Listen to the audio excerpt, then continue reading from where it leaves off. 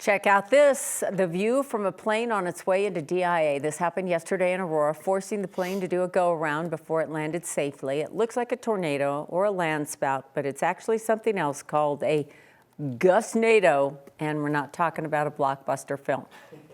Senior weather impact meteorologist Chris Bianchi joins us now. So a gustnado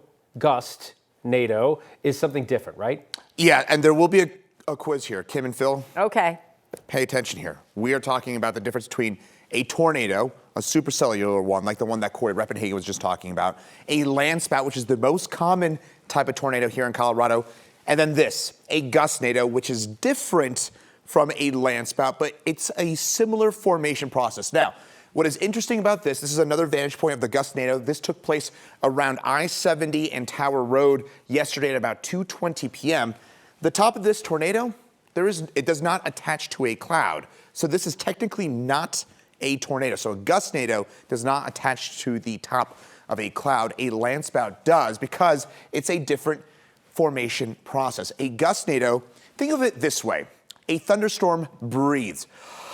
The inflow process where you're taking in the air in terms of a thunderstorm, that is the updraft. That is a landspout. And that's where you see those landspouts form. That is on the front end of a storm where you're ingesting the warm air.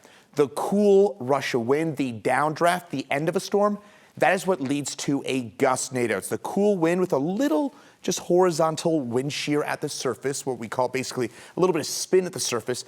That, with the cool end, is what leads to that. So low-level winds, but again, does not attach to the base of a cloud. It's usually in the cooler, more stable part of a storm, and usually it is short-lived, very short-lived and weak.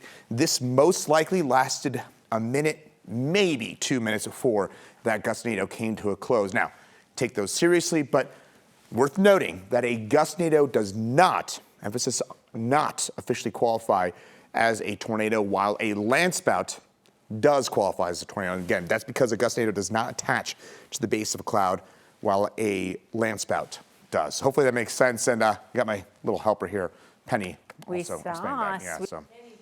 About to say, Oh my goodness, look at her. You guys don't know what a gustnado is? Now you do. Yeah, Penny knows sort of what that is, but she certainly has been my little helper here, helping me explain the difference between a gustnado and a landspout. She knows what the treats are, I can Yes, tell you she that does.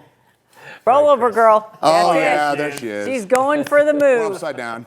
We're upside down. This has been the best day for her. She comes in here, she gets treats, scratches. It's the best day for her. Kim has the best treats, you know. I know. I have some. You in my do? drawer. I Oh, have over at some her in my desk, drawer. every dog knows where they are. Careful, Penny does know the word T-R-E-A-T. Oh, okay. All right. Thank you, Now we have to Chris. spell on the show.